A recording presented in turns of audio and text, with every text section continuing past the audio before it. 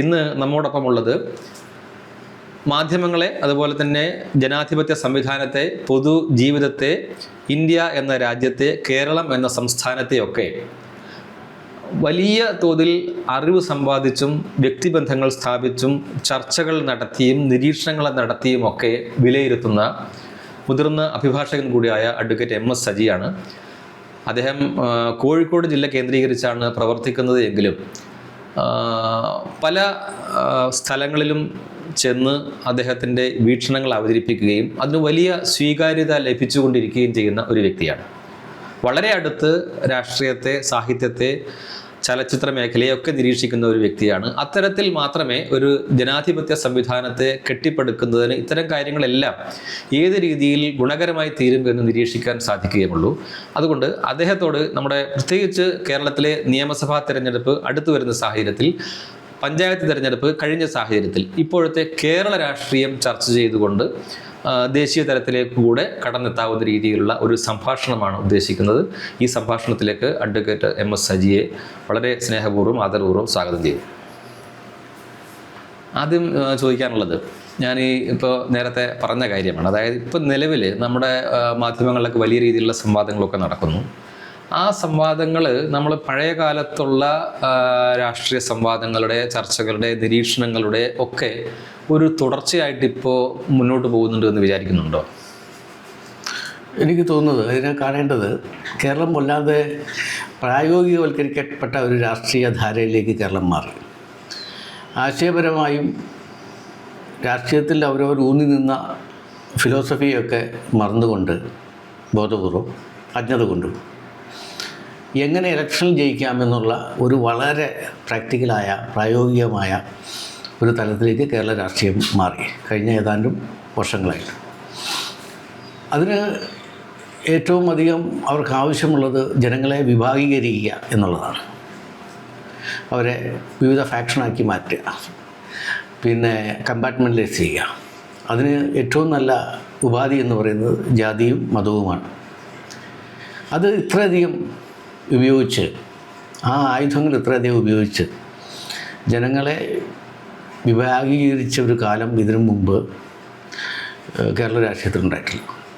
അങ്ങനെ ഒരു അർത്ഥത്തിൽ നോക്കുമ്പോൾ കേരളത്തിൽ ശരിയായ ഒരു രാഷ്ട്രീയ പ്രവർത്തനം ഒരു രാഷ്ട്രീയ പാർട്ടികളും നടത്തുന്നില്ല എന്ന് മാത്രമല്ല, അവനവൻ നിൽക്കുന്ന, അവനവൻ പ്രവർത്തിച്ച രാഷ്ട്രീയ പാർട്ടികളുടെ ആശയപരമായ ബോധ്യത്തെക്കുറിച്ച്, എന്താണ് അവരുടെ പൊളിറ്റിക്കൽ ഫിലോസഫി എന്നതിനെക്കുറിച്ചുള്ളത് തികച്ചും വിസ്മരിച്ചുകൊണ്ടുള്ള ഒരു പ്രവർത്തനമാണ് എല്ലാ പാർട്ടികളും തന്നെ നടത്തുന്നത്. അല്ല, അതിപ്പോൾ താഴെത്തട്ടിലുള്ള പ്രവർത്തകരിൽ നേരത്തെ അങ്ങനെ ഉണ്ടായിട്ടാണോ? അപ്പം ആൾക്കാർ CPM ആവുന്നു, അല്ലെങ്കിൽ കോൺഗ്രസ് ആവുന്നു, അല്ലെങ്കിൽ BJP ആവുന്നു, അങ്ങനെയൊക്കെ വലിയ തോതിൽ ഈ രാഷ്ട്രീയ പാർട്ടികളുടെ ഒരു ചിന്താധാരയോ അല്ലെങ്കിൽ അവരുടെ പദ്ധതികളോ നയപരിപാടികളോ മനസ്സിലാക്കിയിട്ടായിരുന്നോ പണ്ട് മലയാളികൾ? തീർച്ചയായിട്ടും ആദ്യമൊക്കെ ആയിരുന്നു. പ്രത്യേകിച്ച് നമ്മുടെയൊക്കെ തലമുറയുടെ ഒരു ബാല്യകാലത്ത്, നമ്മളൊക്കെ വിദ്യാർത്ഥികളായിരുന്ന കാലത്തൊക്കെ തന്നെ ആളുകൾ രാഷ്ട്രീയത്തിലേക്ക് പോകുന്നത് തീർച്ചയായും അവനവൻ്റെ വായനയുടെയും ഒരു പരിധിവരെ അവരുടെ കുടുംബങ്ങൾ ഉണ്ടായിരുന്ന രാഷ്ട്രീയത്തിൽ. എൻ്റെ കുടുംബത്തിലെ രാഷ്ട്രീയം എന്നെ സ്വാധീനിക്കുമല്ലോ. അങ്ങനെയുള്ള ഒരു കുടുംബപരമായ കൈമാറി വന്ന ചിന്തകളുടെയും പിന്നീട് അവർ സ്വയമായി പഠിച്ചുണ്ടാക്കിയ രാഷ്ട്രീയ ചിന്തകളുടെയും അവർ ഇടപെട്ട വിദ്യാർത്ഥി പ്രസ്ഥാനങ്ങളിലൂടെ നടന്നു വന്ന ഇടപെടലുകളിലൂടെ തന്നെയാണ് അന്ന് രാഷ്ട്രീയം തിരഞ്ഞെടുത്തുകൊണ്ടിരുന്നത്. പക്ഷേ രാഷ്ട്രീയം ഒരു തൊഴിലായി മാറിയൊരു കാലം അത് ഏതാനും വർഷങ്ങൾക്ക് മുമ്പ്, 3, 4, 5 നിയമസഭാ തെരഞ്ഞെടുപ്പ് പോലും ഇങ്ങോട്ട് നോക്കിയാൽ രാഷ്ട്രീയം തൊഴിലായി മാറിയ ഒരു കാലത്ത് അത്തരം ഒരു ആശയപരമായ പിന്തുണയുടെ അടിസ്ഥാനത്തിലല്ല ആളുകൾ രാഷ്ട്രീയം തിരഞ്ഞെടുക്കുന്നത്. അവനൊരു ബന്ധവുമില്ലാത്ത, അവരുടെ ജീവിത സാഹചര്യവുമായിട്ടോ അവർ വളർന്നു വന്ന അവർ പ്രവർത്തിച്ച രാഷ്ട്രീയവുമായിട്ടോ ഒരു ബന്ധവുമില്ലാത്ത ഒരു രാഷ്ട്രീയത്തിലേക്ക് പെട്ടെന്ന് പോയി ചേരുകയാണ്. നമ്മൾ ദിവസം കണ്ട് നമുക്ക് പൊട്ടിച്ചിരിക്കാൻ തോന്നില്ലേ? 3, 4 തവണയൊക്കെ ഒരു പാർട്ടിയിൽ MLA ആയിരുന്നവരും സ്ഥിരമായി ചാനലിൽ വന്നിരുന്നിട്ട് ന്യൂസ് അവറുകളിൽ മറ്റേ രാഷ്ട്രീയ പാർട്ടികളെ ചീത്ത വിളിക്കുകയും ചെയ്യുന്ന ആളുകൾ ആ രാഷ്ട്രീയ പാർട്ടിയിൽ പോയി ചേരുന്നത് ഇപ്പോൾ നിത്യ കാഴ്ചയാണ്. പെട്ടെന്ന് അവരിൽ ഒരു രാഷ്ട്രീയ മാറ്റം ഉണ്ടായി നമുക്ക് കരുതാൻ കഴിയില്ല. എവിടെയാണോ സാധ്യത എന്നുള്ളൊരു ട്രേഡ് മാത്രമാണ്, ഒരു ഡീലിൻ്റെ ഭാഗമായിട്ട് രാഷ്ട്രീയം തിരഞ്ഞെടുക്കപ്പെടുന്നു എന്നുള്ളതാണ് ഏറ്റവും വലിയ രാഷ്ട്രീയം നേടുന്ന ഏറ്റവും വലിയ ദുരന്തം. തന്നെയല്ല പണ്ടുമില്ലേ നമ്മളിപ്പോൾ ഈ പ്രമുഖ രാഷ്ട്രീയ നേതാക്കന്മാർ പലരും ഇങ്ങനെ കാലുമാറി വന്നവരല്ലേ, പണ്ടും അതില്ലേ? ഉണ്ട്. അത് പണ്ടുണ്ടായിരുന്നെങ്കിലും ഈ കേരളത്തിൻ്റെ ഒരു പശ്ചാത്തലത്തിൽ അത്ര പ്രകടമായിട്ടുണ്ടായിരുന്നില്ല. അപ്പോൾ അയാറാമൊക്കെ പണ്ട് വടക്കേണ്ടിലുണ്ടായത് വളരെ പ്രശസ്തമാണ്. 10-30 കൊല്ലം മുമ്പാണ് ആ സംഗതി. അപ്പം ഞാൻ കേരള രാഷ്ട്രീയത്തെയും നമ്മുടെ ഇന്ത്യൻ രാഷ്ട്രീയത്തെയും വിശേഷിച്ച് വടക്കേന്ത്യൻ രാഷ്ട്രീയത്തെയും രണ്ടായി കാണണം എന്ന് ആഗ്രഹിക്കുന്ന ഒരാളാണ്. കാരണം രണ്ടാണ്, പശ്ചാത്തലം രണ്ടാണ്. കേരളത്തിൽ കുറച്ചുകൂടെ റിഫോർമേറ്റീവായൊരു പൊളിറ്റിക്സിന് സാധ്യതയുണ്ടായിരുന്നു. കാരണം നമ്മുടെ ഇവിടെ ഉണ്ടായിട്ടുള്ള രാഷ്ട്രീയത്തെക്കാൾ കേരളത്തെ സ്വാധീനിച്ചിട്ടുള്ള സാമൂഹ്യ പ്രസ്ഥാനങ്ങൾ, ചാവറ അച്ഛനെ പോലെയുള്ള ആളുകൾ നടത്തിയിട്ടുള്ള സാമൂഹ്യ വിപ്ലവങ്ങൾ വിദ്യാഭ്യാസത്തിൽ കൂടെ. ശ്രീനാരായണ ഗുരു, അച്ഛന് ശേഷമാണ് ശ്രീനാരായണ ഗുരു വന്നത്. സഹോദരൻ അയ്യപ്പൻ, അയ്യങ്കാളി, അങ്ങനെ പറയാവുന്ന എത്രയോ അധികം ആളുകൾ കേരളത്തിൻ്റെ പൊതുസമൂഹത്തെ മാറ്റിമറിച്ചിട്ടുണ്ട്. അതിൽ സവർണരുടെ ഭാഗത്ത് തന്നെ ഒരുപാട് കോൺട്രിബ്യൂഷൻസ് ഈ ജാതി വിവേചനത്തിനെതിരെ ഉണ്ടായിട്ടുള്ള ചരിത്രത്തിൻ്റെ ഭാഗമാണ്. അപ്പോൾ അങ്ങനെ ഒരു പശ്ചാത്തലം, പ്രത്യേകിച്ച് വിദ്യാഭ്യാസപരമായി നാം എത്തി നിൽക്കുന്ന മറ്റൊരു സംസ്ഥാനത്തിലില്ലാത്തതിനേക്കാൾ നമ്മൾ എത്തിയിരിക്കുന്ന സാക്ഷരതാബോധം, ഇതൊക്കെ വെച്ച് നോക്കുമ്പോൾ ഒരു ക്വാളിറ്റേറ്റീവ് പൊളിറ്റിക്സിന് ഏറ്റവും സാധ്യതയുള്ള സ്ഥലമായിരുന്നു കേരളം. മാത്രമല്ല ഇടതുപക്ഷ പ്രസ്ഥാനങ്ങൾ, ശരിയായ ഇടതുപക്ഷ പ്രസ്ഥാനങ്ങൾ. 57 ആദ്യമായിട്ടൊരു കമ്മ്യൂണിസ്റ്റ് പ്രസ്ഥാനം ഇലക്ഷനിലൂടെ അധികാരത്തിൽ വരിക എന്ന് പറയുന്നതിൻ്റെ ഒരു മനോഹരമായ ഒരു ആശയ സ്വീകാര്യത നമ്മൾ ആലോചിച്ച് നോക്കണം. ആ കമ്മ്യൂണിസ്റ്റ് പ്രസ്ഥാനം അല്ലല്ലോ ഇന്നത്തെ കമ്മ്യൂണിസ്റ്റ് പ്രസ്ഥാനം എന്ന് പറയുന്നത്. അപ്പോൾ പിന്നെ കേരളത്തിൽ ഇടതുപക്ഷ മനസ്സുണ്ട്. ഇടതുപക്ഷം എന്ന് അവകാശപ്പെടുന്ന രാഷ്ട്രീയ പാർട്ടികൾ ഒന്നാം ധരിക്കരുത്, രണ്ടും രണ്ടാണ്. കോൺഗ്രസിൽ ഇടതുപക്ഷക്കാരായി ജീവിക്കുന്ന ആളുകളുണ്ട്, BJP-യിൽ പോലും ഇടതുപക്ഷക്കാരായി ജീവിക്കുന്ന ആളുകളുണ്ട്. ഇടതുപക്ഷ രാഷ്ട്രീയം എന്ന് ഉദ്ദേശിക്കുന്നത് മനുഷ്യൻ്റെ കൂടുതൽ മനസ്സിലാക്കിയും സെക്കുലറായും വേദനിക്കുന്നവരെ കൂടെ നിൽക്കുകയൊക്കെ ചെയ്യുന്ന ഒരു സമീപനത്തെയാണ് നമ്മൾ ഇടതുപക്ഷ രാഷ്ട്രീയം എന്ന് പറയുന്നത്. വലിപ്പച്ചെറുപ്പമില്ലാതെ, കക്ഷി രാഷ്ട്രീയ ഭേദമില്ലാതെ, ജാതിമത വ്യത്യാസമില്ലാതെ ആളുകളെ കാണുന്ന ഒരു ജീവിതത്തിൻ്റെ ഒരു പൊളിറ്റിക്സ് ഉണ്ട്. അതിനാണ് ഇടതുപക്ഷ രാഷ്ട്രീയം എന്ന് പറയുന്നത്. അതും ഇപ്പോഴതാണ് എന്ന് അവകാശപ്പെടുന്ന രാഷ്ട്രീയ പാർട്ടികൾ തമ്മിൽ ഒരു ബന്ധവുമില്ല. അതുകൊണ്ട് ഞാൻ ഇടതുപക്ഷമാണെന്ന് പറഞ്ഞാൽ ഇന്ന പാർട്ടിയുടെ ആളാണെന്ന് ആരും വിചാരിക്കേണ്ടതില്ല. അപ്പോൾ അങ്ങനെയൊക്കെയുള്ളൊരു ചരിത്ര പശ്ചാത്തലം വെച്ച് നോക്കിയാൽ കേരളം ഇന്ത്യക്ക് തന്നെ മാതൃകയാകാവുന്ന, മനുഷ്യന്മാർക്ക് സ്വസ്ഥമായി ജീവിക്കാൻ കഴിയുന്ന, മനുഷ്യന്മാർക്ക് സാഹോദര്യത്തോടുകൂടി ജീവിക്കാൻ കഴിയുന്ന ഒരു സ്ഥലമായി മാറേണ്ടതായിരുന്നു. അങ്ങനെ അല്ലാതായി മാറ്റിയത് കേരളത്തിലെ ഒന്നാം പ്രതി കേരളത്തിലെ രാഷ്ട്രീയക്കാരാണ്, എല്ലാ രാഷ്ട്രീയ പ്രസ്ഥാനക്കാരുമാണ്. രണ്ടാമത് അവരുമായിട്ട് ഒരു കൂട്ടുകച്ചവടത്തിന് തയ്യാറായ മതങ്ങളുമാണ്.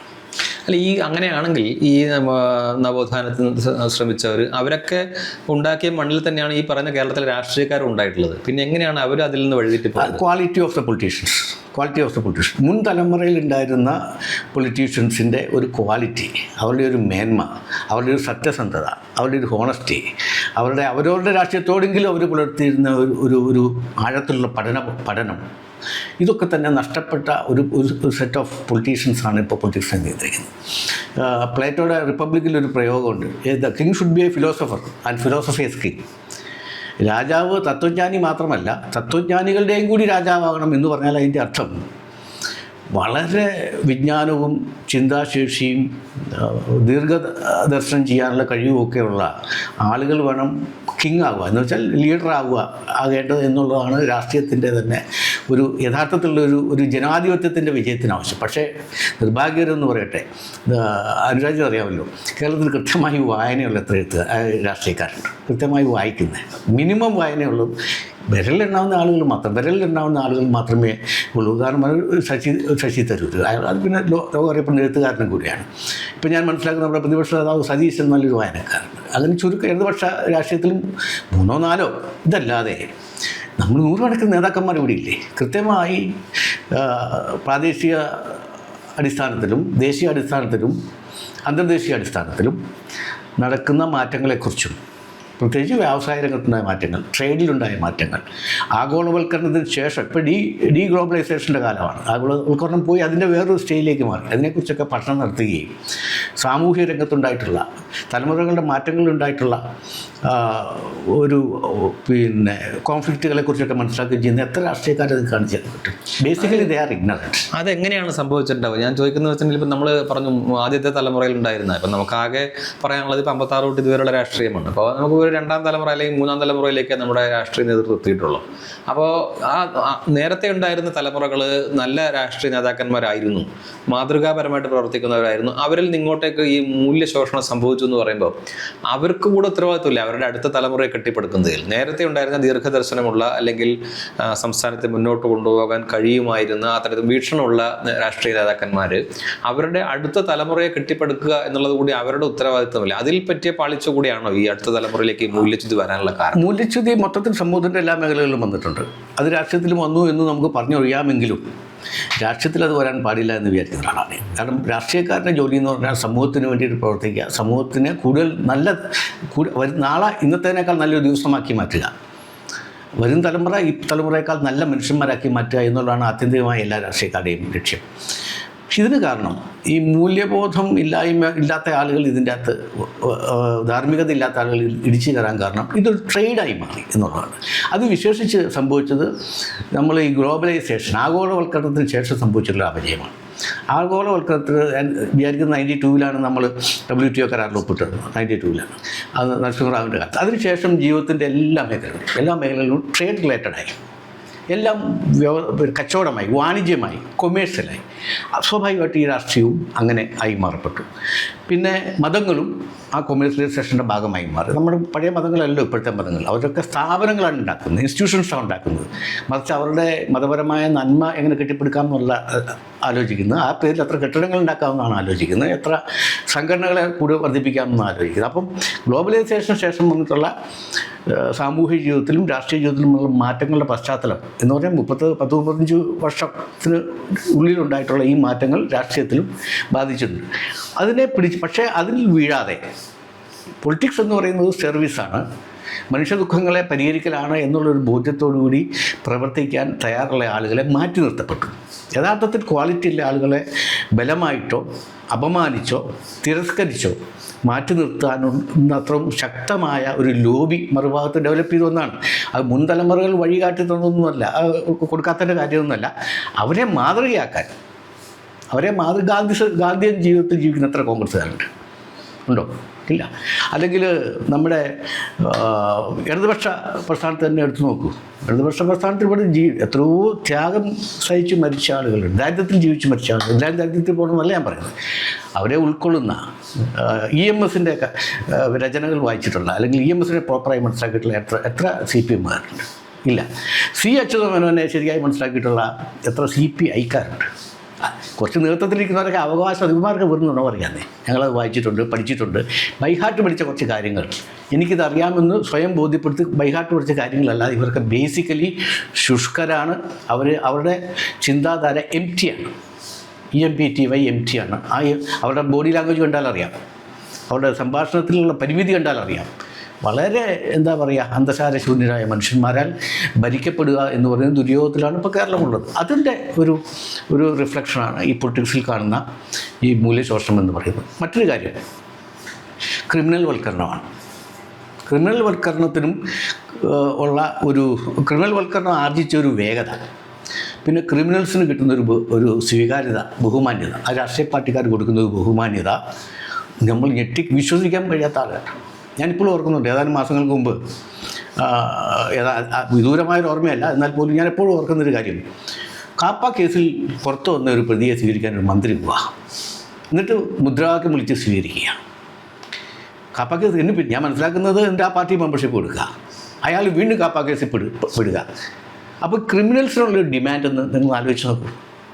ക്രിമിനൽസിനുള്ള ഡിമാൻഡിന് എനിക്ക് തോന്നുന്നു ഏറ്റവും അധികം അത് വെച്ചാൽ 13 വർഷമായിട്ട് TP ചന്ദ്രശേഖരൻ വർക്കതിന് ശേഷമാണ് ക്രിമിനൽസിൻ്റെ ഡിമാൻഡ്സ് പൊളിറ്റിക്കൽ പാർട്ടികളുടെ. കാരണം ഇവരൊരു എസൻഷ്യൽ പാർട്ടാണ്. ഞങ്ങൾക്ക് ചെയ്യാൻ പറ്റാത്ത ഉമ്മാരെ കൊണ്ട് ചെയ്യിക്കാം, അവരുടെ കുടുംബത്തെയും അവരുടെ ആവശ്യങ്ങൾ നിറവേറ്റി കൊടുത്താൽ അത് തയ്യാറുള്ള ആളുകളുണ്ടെന്നേ. കാരണം ഏത് ലെവലിൽ കൊട്ടേഷൻ ഏറ്റെടുക്കുന്ന കൊലപാതക കൊട്ടേഷൻ മാത്രമല്ല, ഹത്യകൾ ജീവനെടുത്തിട്ട് മാത്രമല്ലല്ലോ ഉള്ളത്, സ്വഭാവഹത്യ ഒരു കൊട്ടേഷനാണ്. അതിനിപ്പോൾ ഈ സോഷ്യൽ മീഡിയ പ്ലാറ്റ്ഫോമുകൾ ഒരു പരിധിവരെ മെയിൻ സ്ട്രീം മീഡിയകൾ പോലും അതിന് കൂട്ടു നിൽക്കുന്നുണ്ട്. അപ്പോൾ ഇത് ആളുകളെ നശിപ്പിക്കാൻ വേണ്ടിയിട്ട് കൊട്ടേഷൻ കൊടുക്കുക, അതിന് കൊല്ലാൻ തയ്യാറുള്ള ആളുകളെ ഒരുപാട് രാഷ്ട്രീയക്കാർക്ക് ആവശ്യമുണ്ട്. ആ ലെവലിലേക്ക് ഇത് താന്നിട്ടുണ്ട്. ഞാൻ വീണ്ടും പറയുകയാണ്, സമീപകാലത്ത് നടന്ന ചില കൊലപാതകങ്ങൾ ഇവരെ മഹത്വവൽക്കരിക്കുകയും അവർക്കൊരു സ്റ്റാർഡം, സെലിബ്രിറ്റി സ്റ്റാറ്റസ് കൊടുക്കുന്ന, എന്തും ചെയ്യാൻ മടിക്കാത്ത ആളുകൾക്കൊരു സെലിബ്രിറ്റി സ്റ്റാറ്റസ് കൊടുക്കുന്ന രീതിയിലേക്ക് രാഷ്ട്രീയ പാർട്ടികൾ മാറുകയും ചെയ്തെന്ന് പറയുന്നത് അപമാനകരമാണ്. അതും ഈ ഒരു അധപ്പതനത്തിന് വലിയൊരു കാരണമാണ്. അല്ല, ഇപ്പം മെറിറ്റ് അല്ലല്ലോ കാര്യം. നമ്മളിപ്പോൾ ഈ ഗ്ലോബലൈസേഷന് ശേഷമാണ് ഈ മാറ്റം എന്നൊക്കെ പറഞ്ഞില്ലേ. പക്ഷേ ഞാൻ ചോദിക്കുന്നത് ഇപ്പം നമുക്കിപ്പോൾ ഇപ്പോഴത്തെ ഒരു സാഹചര്യം എന്ന് പറഞ്ഞാൽ നമുക്ക് കേരളത്തിൽ ആദ്യമായിട്ട് തുടർ ഭരണം ഒരു മുന്നണിക്ക് കിട്ടുകയാണ്. അപ്പോൾ രണ്ടാം പിണറായി മന്ത്രിസഭയിലേക്ക് ഇടതുപക്ഷം വന്ന ആ തെരഞ്ഞെടുപ്പിലെങ്കിലും ക്യാപ്റ്റൻ എന്ന് പറഞ്ഞ് പിണറായി വിജയനെ അവതരിപ്പിക്കുന്ന ഒരു തെരഞ്ഞെടുപ്പ്, അത് നമ്മുടെ കേരള രാഷ്ട്രീയത്തിൽ ഇതുവരെ കണ്ടിട്ടില്ലാത്ത, പ്രത്യേകിച്ച് ഇടതുപക്ഷം ഒരു മുഖ്യമന്ത്രി സ്ഥാനാർത്ഥിയെ ഉയർത്തി കാണിച്ചിട്ട് അതിൻ്റെ പിന്നിൽ ഇടതുപക്ഷ മുന്നണിയിലെ എല്ലാ ഘടകകക്ഷികൾ ഉൾപ്പെടെ അത് പ്രചരിപ്പിക്കേണ്ടുന്ന ഒരു സ്ഥിതി ആദ്യമായിട്ടാണ് ചരിത്രത്തിൽ സംഭവിക്കുന്നത്. CPIM രീതിയിലാണെങ്കിൽ പാർട്ടി സെക്രട്ടറിയാണ് ഏറ്റവും മുകളിൽ നിന്നുള്ള രീതിയും തവണ മാറ്റിക്കൊണ്ടാണ് അത് ചെയ്തത്. അപ്പോൾ അതൊരു PR എക്സർസൈസാണ് ക്യാപ്റ്റൻ എന്ന് പറഞ്ഞ് അവതരിപ്പിച്ചത് എന്നൊക്കെ പറഞ്ഞ് വലിയ വിമർശനങ്ങൾ വരുന്നുണ്ട്. അപ്പോൾ നമ്മുടെ ഈ പറഞ്ഞ ഗ്ലോബലൈസേഷൻ കാലത്തുള്ള മാറ്റമൊന്നും നമ്മൾ പറയുന്നു. പക്ഷേ പരമ്പരാഗതമായിട്ടും അങ്ങനെ തന്നെയല്ലേ. ഉദാഹരണം പറഞ്ഞിട്ടുണ്ടെങ്കിൽ ഒരു സർക്കാർ ഉദ്യോഗസ്ഥനുള്ള ഒരു വീട് ശ്രദ്ധിക്കപ്പെടേണ്ടതാണ് എന്നുള്ളൊരു കാഴ്ചപ്പാട് പണ്ട് തൊട്ടേ AK ആന്റണിയെ പോലുള്ള നേതാക്കന്മാർ കോൺഗ്രസിൽ വെച്ച് പ്രവർത്തിയിട്ടില്ല. കാരണം ആ കുടുംബത്തിലെ വോട്ടിനെ മൊത്തം സ്വാധീനിക്കാൻ ആ ഇൻകം കഴിയും എന്ന് പറഞ്ഞൊരു കാര്യം. അതുപോലെ തന്നെ ഇപ്പോൾ കർഷക തൊഴിലാളികളെ കേന്ദ്രീകരിച്ചാൽ നല്ല രീതിയിൽ പാർട്ടിയെ വളർത്താം, അല്ലെങ്കിൽ CITU പോലെയുള്ള ചുമട്ട തൊഴിലാളികൾ അല്ലെങ്കിൽ മറ്റു തരത്തിലുള്ള തൊഴിലാളികളെ സംഘടിപ്പിച്ചു കഴിഞ്ഞാൽ പാർട്ടിയെ വളർത്തി വോട്ട് ബാങ്ക് കാണുന്ന ഒരു രീതി അന്നും ഇല്ലേ. അല്ലാതെ ആത്മാർത്ഥമായിട്ട് കർഷക തൊഴിലാളികളെ സംരക്ഷിക്കാൻ അല്ലെങ്കിൽ സർക്കാർ ജീവനക്കാരെ സംരക്ഷിക്കാൻ എന്ന ഉദ്ദേശത്തിലാണോ അന്നുണ്ടായിട്ടുള്ളത്? അപ്പം അന്നും ഈ രീതിയിലുള്ള PR എക്സർസൈസ് ഉണ്ടല്ലോ, ഇന്നത്തെ രീതിയിലല്ല എന്നുള്ളതല്ലേ ഉള്ളൂ. വർഗ ബഹുജന പ്രസ്ഥാനങ്ങളെ രൂപീകരിച്ച വോട്ട് ബാങ്ക് ആക്കി മാറ്റുക എന്ന് പറയുന്നത് രാഷ്ട്രീയ ഫിലോസഫി കേരളത്തിൽ കൊണ്ടുവന്നത്, അത് കൊണ്ടുവന്ന് വിജയിപ്പിച്ചത് EMS ആണെന്ന് വിചാരിക്കുന്ന ആളാണ്. വർഗ ബഹുജന സംഘടനകളെ അതും ഒരു തരത്തിലുള്ള വിഭാഗീകരണമായിരുന്നു. ഈ പറഞ്ഞതിൽ നിന്നും കേരളത്തിലെ ഇപ്പം നമുക്ക് ഈ ഉദ്യോഗസ്ഥ മണ്ഡലം എടുക്കുക, ബ്യൂറോക്രാറ്റ്സ്. സത്യത്തിൽ കേരളത്തിൻ്റെ ആനുപാതികമായ വരുമാനത്തിൻ്റെ, കേരളം എന്ന് പറയുന്ന സമൂഹത്തിൻ്റെ താങ്ങാൻ കഴിയുന്ന പ്രതിഫല ശമ്പളമാണ് അവർക്ക് കൊടുക്കുന്നത്? അല്ല, ഒരിക്കലുമല്ല. കാരണം ഈ പറഞ്ഞത് വളരെ ഒരു ആഴത്തിലുള്ള ഒരു വശമുണ്ട് ഇതിനകത്ത്. കാരണം ഒരു വീട്ടിൽ ഒരാൾക്ക് ഒരു ജോലിക്കാരൻ, സ്വാഭാവികമായിട്ടും അയാളുടെ പേരൻസും സിബ്ലിങ്സും അയാളുടെ കുടുംബമൊക്കെ അതിനെ ആശ്രയിച്ചാണ് ജീവിക്കുന്നത്. അയാളെ പ്രീതിപ്പെടുത്തുക എന്ന് പറയുന്നത് ആ വീട്ടിലെ വോട്ടുകളെ പ്രീതിപ്പെടുത്തുന്ന തുല്യമാണ്. അപ്പോൾ ഈ കേരളത്തിൽ നമുക്ക് എടുത്താൽ പൊന്താത്തത്ര സാലറി, നമ്മുടെ ഡിസ്പ്രൊപ്പോർഷനേറ്റ് ആയിട്ടുള്ളൊരു സാലറി കൊടുത്തുകൊണ്ടാണ് ആ ഗ്രൂപ്പിനെ കയ്യിൽ, അത് എല്ലാ മുന്നണികളും മത്സരമാണ് അവരെ പ്രീതിപ്പെടുത്തി നിർത്താൻ വേണ്ടി. സത്യത്തിൽ എത്രയോ മൈക്രോസ്കോപ്പിക് ആയിട്ടുള്ള പെർസെൻറ്റേജാണ് സർക്കാർ ജീവനക്കാരന്, അവർക്ക് കൊടുക്കേണ്ടെന്നല്ല ഞാൻ പറയുന്നത്. പക്ഷേ അത് നാട്ടിലെ ഏറ്റവും അധ്വാനിക്കുന്ന കർഷകന് കിട്ടുന്നതിനെ കുറിച്ചൊന്നും ആലോചിക്കണം നമ്മൾ. ഇപ്പോൾ അനുരാജ് ചോദിച്ച ചോദ്യമുണ്ട്, കർഷക തൊഴിലാളികളെ സംഘടിപ്പിച്ചു. അത് വളരെ ശരിയാണ്. കർഷക തൊഴിലാളികളെ ഇങ്ങനെ ഒരു ഗ്രൂപ്പാക്കി മാറ്റിയിട്ട് എത്രയോ വർഷങ്ങളായി. അത് ഞാൻ കർഷകനില്ല, കർഷക തൊഴിലാളിയുണ്ടോ? കർഷകനെ ഡിപ്പെൻഡ് ചെയ്യുന്ന കർഷകനില്ല ഈ സമൂഹമുണ്ടോ? മാറി മാറി വരുന്ന മുന്നണികളിൽ കേരളത്തിലെ കർഷകനോട് കാണിക്കുന്ന സമീപനം, അത് ഇപ്പോൾ ഈ കേരള കോൺഗ്രസ് പിന്നെ വിവിധ ഗ്രൂപ്പുകൾ A to Z പോലുള്ള ഗ്രൂപ്പുകൾ നിങ്ങൾ എടുത്തു നോക്കിയുള്ളൂ. പറയുക എന്നല്ലാതെ ഇവർക്ക് ആരെങ്കിലും കർഷകർക്ക് വേണ്ടിയിട്ടുള്ള എന്തെങ്കിലും റബ്ബറിന് വില കൂട്ടുന്ന നല്ല കർഷകൻ്റെ യഥാർത്ഥത്തിലുള്ള പ്രശ്നം. 100,000 പ്രശ്നമുണ്ട്. ഒരു എൻവയോൺമെൻറ്റൽ പ്രോബ്ലമുണ്ട്, വൈൽഡ് ലൈഫുമായിട്ട് കോൺഫ്ലിക്റ്റ് ആയിട്ടുള്ള പ്രോബ്ലങ്ങളുണ്ട്, കർഷകൻ്റെ സുരക്ഷിതത്വമില്ലായ്മയുടെ ഒരുപാട് പ്രോബ്ലങ്ങളുണ്ട്. ഓരോ ഞാനിപ്പോൾ ഒരു കാർഷിക കുടുംബത്തിൽ നിന്ന് വരുന്ന ഒരാളാണ്. ബേസിക്കലി ഒരു കർഷകൻ്റെ മകനാണ് ഞാൻ, അടിസ്ഥാനപരമായ ഒരു കർഷകനാണ്. അപ്പോൾ നമുക്കിത് മനസ്സിലാക്കാൻ കഴിയും. ഒരു കർഷകൻ, എത്ര ഭൂമിയുള്ള കർഷകൻ പോലും ഒരു ദുഃഖത്തിൻ്റെ കാലത്തിലൂടെ ഓരോ വർഷവും കടന്നു പോകുന്നുണ്ട്, ദുരന്തങ്ങളുടെ ഭാഗത്ത്. അതിനെ അഡ്രസ്സ് ചെയ്യുന്ന എത്ര ഗവൺമെൻറ് ഉണ്ടായിട്ടുണ്ട്. എനിക്ക് തോന്നുന്നു കേരളത്തിൽ ഏറ്റവും ഇന്നെഫക്റ്റീവായിട്ടുള്ള ഒരു വകുപ്പ് എന്ന് പറയുന്നത് എല്ലാ മുന്നണി ഭരിക്കുമ്പോഴും അത് കൃഷി വകുപ്പാണ്. മനുഷ്യന് പ്രയോജനപ്പെടാത്ത ഒരു കാര്യവും കൃഷി വകുപ്പ് ചെയ്തതായിട്ട് ഞാൻ മനസ്സിലാക്കിയിട്ടില്ല. ഞാൻ രാഷ്ട്രീയത്തിൽ ശ്രദ്ധിക്കാൻ തുടങ്ങിയതിന് ശേഷം ഏത് മുന്നണി ഭരിച്ചാലും. അപ്പം എന്തുകൊണ്ടാണത്? കർഷകൻ തന്നെ വിഭജിക്കുന്നത്, അവരെ കോർഡിനേറ്റ് ചെയ്യുകയാണെങ്കിൽ ഏകോപിപ്പിക്കൽ കുറച്ച് ബുദ്ധിമുട്ടാണ്, അവരെ വോട്ട് ബാങ്ക് ആക്കി മാറ്റൽ ബുദ്ധിമുട്ടാണ്. കാരണം അവൻ്റെ രാവിലെ മുതൽ പ്രഭാതം മുതൽ പ്രദോഷം വരെ ഈ ഭൂമിയിൽ പണിയെടുത്ത് ജീവിക്കുന്നവനെ ഈ പോസ്റ്റ് ഒട്ടിക്കുന്ന പൊളിറ്റിക്സിലേക്ക് കിട്ടില്ല. അപ്പോൾ അതുകൊണ്ട് അവർ അവഗണിക്കപ്പെട്ടിരിക്കുന്നു. എന്തർത്ഥം? ആളിനെ വോട്ടായി മാത്രം ഗണിക്കുക. ഈ വർഗ ബഹുജന വിഭാഗിതരുടെ പ്രശ്നം വെച്ചാൽ ഒരു വ്യക്തിയെ വോട്ടായി മാത്രം കാണുക. 5 വർഷത്തിലൊരിക്കൽ പിന്നെ പോളിംഗ് ബൂത്തിൽ പോകുന്ന ഒരു വോട്ടായി മാത്രം കാണുന്ന ഒരവസ്ഥയിലേക്ക് താത്തി എന്നുള്ളതാണ് അതിൻ്റെ ഒരു കാരണം. സത്യത്തിൽ ഈ ഒരുപാട് ആളുകളുടെ ഒരുപാട് വിഭാഗങ്ങളുടെ അവകാശങ്ങൾ അല്ലെങ്കിൽ ജീവിത സാഹചര്യങ്ങൾ ഉയർത്താനൊക്കെ ഈ വിഭാഗീകരണങ്ങൾ സംഭവിച്ചെങ്കിൽ തന്നെ ബഹുഭൂരിപക്ഷം വരുന്ന കർഷകരെ ഒരു വല്ലാത്ത ഒരു അവഗണനയുടെ മേഖലകളിലേക്ക് തള്ളിവിടുന്നതിനും കൂടെ ഇത് തയ്യാറായിട്ടുണ്ട്. അവരൊക്കെ പക്ഷേ അതിനേക്കാൾ അപകടകരമായ ഒരു കാര്യമെന്ന് പറയുന്നത് രാഷ്ട്രീയ പാർട്ടികൾ കൂടുതൽ ശ്രദ്ധിച്ചത് മതജാതി സംഘടനകളെ പരിപോഷിപ്പിക്കാനാണ്, അവരെ പ്രീതിപ്പെടുത്താനാണ്. ഇപ്പോൾ തന്നെ നമ്മൾ കാണുന്നില്ലേ, ഇപ്പോൾ തന്നെ കാണുന്നില്ലേ, ഒരുത്തൻ പോയിട്ട് NSSൻ്റെ ആസ്ഥാനത്തു നിന്ന് ഇറങ്ങിക്കഴിയുമ്പോൾ മറ്റേ പാർട്ടിക്കാരൻ പോകുന്നു, മറ്റവരെ കണ്ടുകൊണ്ട് തിരിച്ചോടുന്നു ക്യാമറ കണ്ടുകൊണ്ട്. എന്ത് ദയനീയമായൊരവസ്ഥയാണെന്ന് ആലോചിച്ച് നോക്കി. സത്യത്തിൽ നമുക്ക് അങ്ങോട്ട് പറയുമ്പോൾ കൊണ്ട് പറയാണ്, ഈ SNDP അല്ലെങ്കിൽ NSS എന്നൊക്കെ പറയുന്ന ഈ ജാതി സംഘടനകളെ ഇങ്ങനെ പരിപോഷിപ്പിക്കേണ്ടതാണോ? ക്രിസ്ത്യാനി അടക്കമുള്ള സെമിറ്റിക് മതങ്ങളായിട്ടുള്ള അല്ലെങ്കിൽ ഇസ്ലാം മതത്തിൽപ്പെട്ട ആളുകളുണ്ട്. ഈ മതങ്ങളെയൊക്കെ അവരവരുടെ ജീവിതത്തിൽ അവരവരുടെ വിശ്വാസമനുസരിച്ച് ജീവിക്കാൻ വിടുക എന്നല്ലാതെ അതിന് പൊളിറ്റീഷ്യൻസ് കൊടുക്കുന്നത് പ്രോമിനൻസ്, അവരെ പ്രീതിപ്പെടുത്താൻ ശ്രമിക്കുന്നത് ഏത് മതമോ ഏത് ജാതിയോ ആയിക്കോട്ടെ, സെമിറ്റിക് അല്ലാത്തതായിക്കോട്ടെ, ഹൈന്ദവ മതം പോലെ വിശാലമായ ഒരു കാഴ്ചപ്പാടുള്ള ഒരു വിഭാഗമായിക്കോട്ടെ, ഇവരെ ജാതിവൽക്കരിച്ച് വിഭാഗീകരിക്കുന്നത് എന്തു പ്രയോജനം ചെയ്യുമെന്ന് എനിക്ക് മനസ്സിലാകുന്നില്ല. അത്ര പ്രാധാന്യം കൊടുക്കേണ്ട ആളുകളാണ് ഇവർ. നമ്മളിപ്പോൾ നമ്മൾ അല്പം പിന്നെ കേരളത്തിൻ്റെ രാഷ്ട്രീയ ചരിത്രവും നിരീക്ഷിക്കുന്ന ചിരിച്ചു വന്ന ഒരു സംഗതിയാണ് ഏതാനും ദിവസങ്ങൾക്ക് മുമ്പ് നടന്ന ഈ വെള്ളാപ്പള്ളി സുകുമാരൻ നായർ തമ്മിലുള്ള ഐക്യാഹ്വാനം. ഇതെത്ര തവണ നമ്മൾ കേട്ടിട്ടുണ്ട്, ചിരിച്ചു പോവില്ലേ? നിങ്ങൾക്ക് തോന്നുന്നുണ്ടോ മധ്യ തിരുവിതാംകൂറിൽ നായരും പിന്നെ ഈഴവനും ഒന്നിച്ചു പോകുമായിരിക്കും? ഇപ്പോഴത്തെ ഇവരെങ്ങനെയാണ് പരസ്പരം അങ്ങോട്ടും ഇങ്ങോട്ടും കാണുന്നൊക്കെ നമുക്കറിയാം. ഞാനൊക്കെ ബേസിക്കലി മധ്യ തിരുവിതാംകൂറിൽ നിന്ന് വന്ന ഒരു സാഹചര്യമുള്ള അതിനൊരു പശ്ചാത്തലമുള്ള ആളാണ്. ഇത് പെട്ടെന്നൊരു ദിവസം കൊണ്ട് 2 നേതാക്കന്മാർ വന്നിരുന്നിട്ട് പത്രസമ്മേളനം നടത്തിയാൽ നടത്തില്ല. അതിനൊക്കെ അതിനെ സോഷ്യൽ എഞ്ചിനീയറിംഗ് എന്ന് പേരിട്ട് വിളിക്കാം. Is it social engineering? അല്ല. ഇതൊക്കെ ആരുടെ നിർദ്ദേശപ്രകാരം ചെയ്യുന്നത് നമുക്കൊക്കെ മനസ്സിലാകുന്നുണ്ട്. അങ്ങനെ കേരളത്തെ വിഭാഗീകരിക്കുന്നത്, പ്രത്യക്ഷത്തിൽ വിഭാഗീകരിക്കുന്നത് കേരളത്തിന് ഇവരുടെ കാലം കഴിയാറും. ഈ രാഷ്ട്രീയക്കാരൊക്കെ ഇന്നല്ലേ നാളെ തീർന്നു പോകും.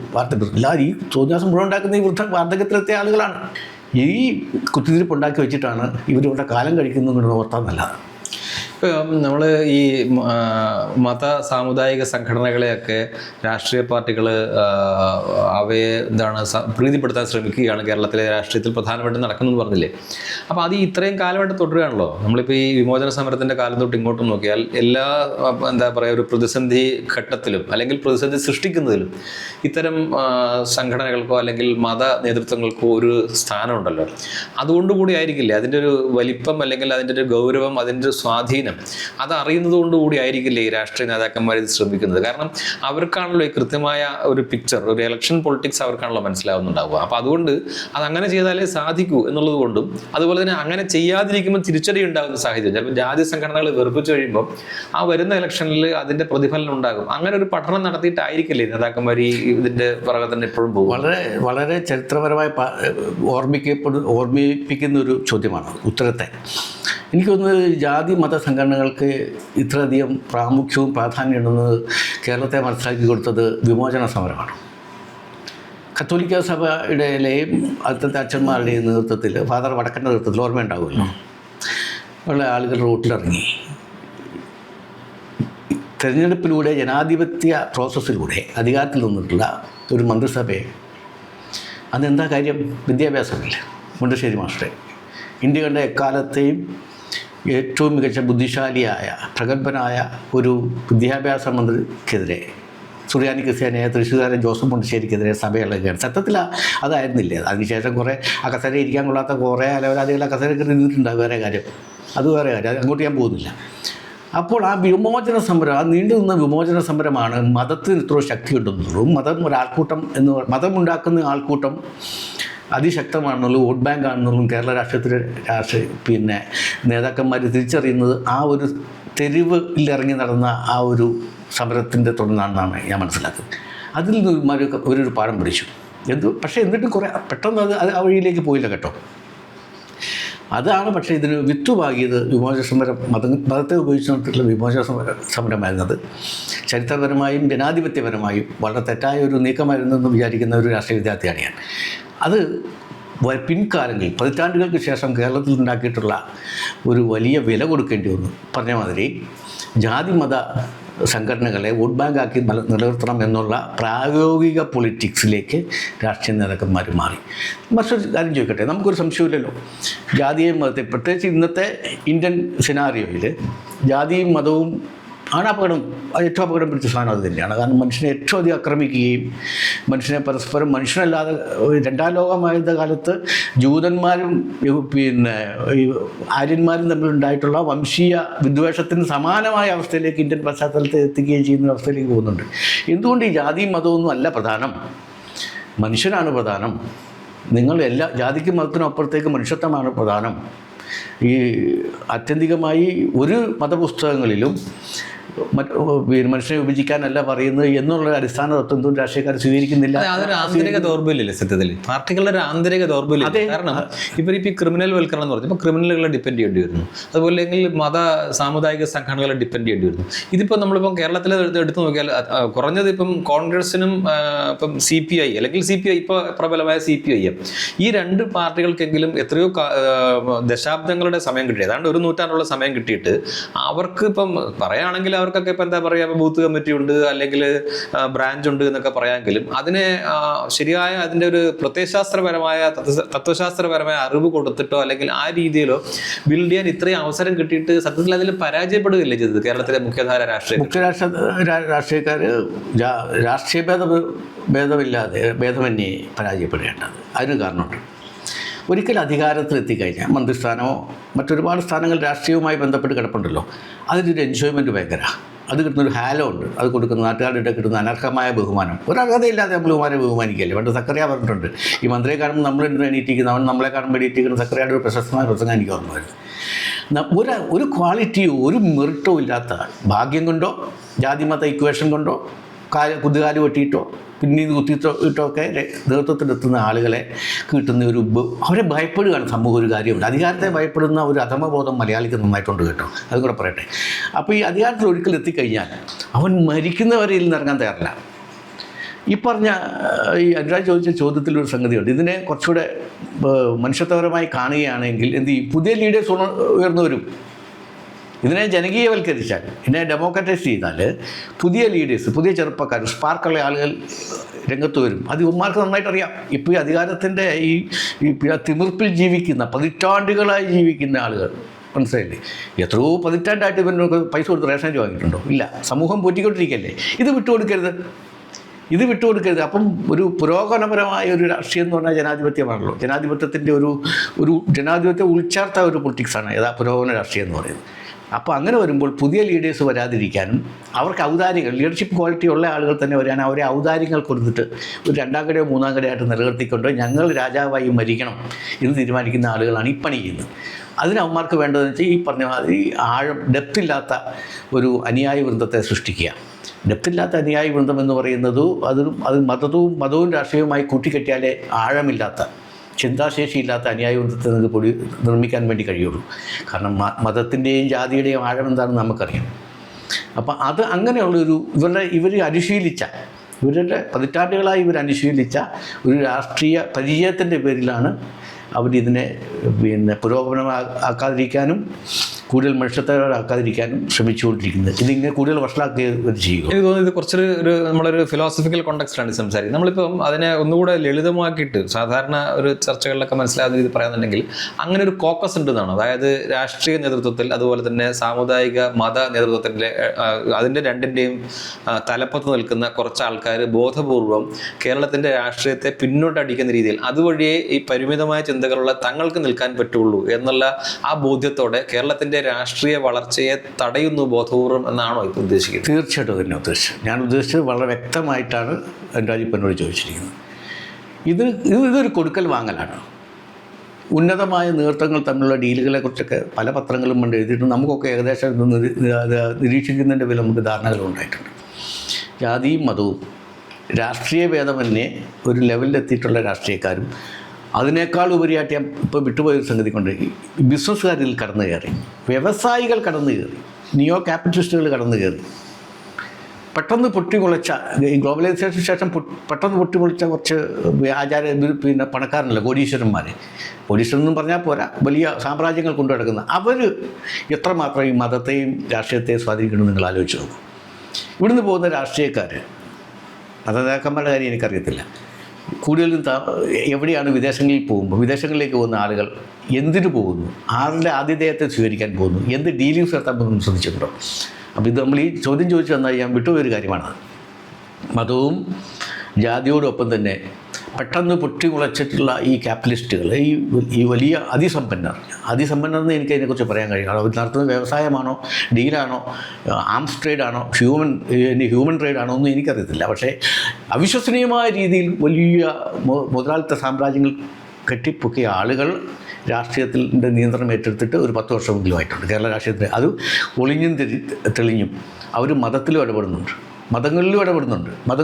ഇവരോടുള്ളൊരു വല്ലാത്ത വിധേയത്വ ബോധം ഏത് രാഷ്ട്രീയക്കാർക്കുമുണ്ട്, ഏത് നിലവാരമുള്ള രാഷ്ട്രീയക്കാർക്കുണ്ട് എന്ന് പറഞ്ഞാൽ, മറ്റൊരർത്ഥത്തിൽ പറഞ്ഞാൽ നമ്മുടെ ഭരണ സംവിധാനത്തെ നിയന്ത്രിക്കുന്ന രീതിയിലേക്ക് ഇവർ വളർന്നിട്ടുണ്ട്.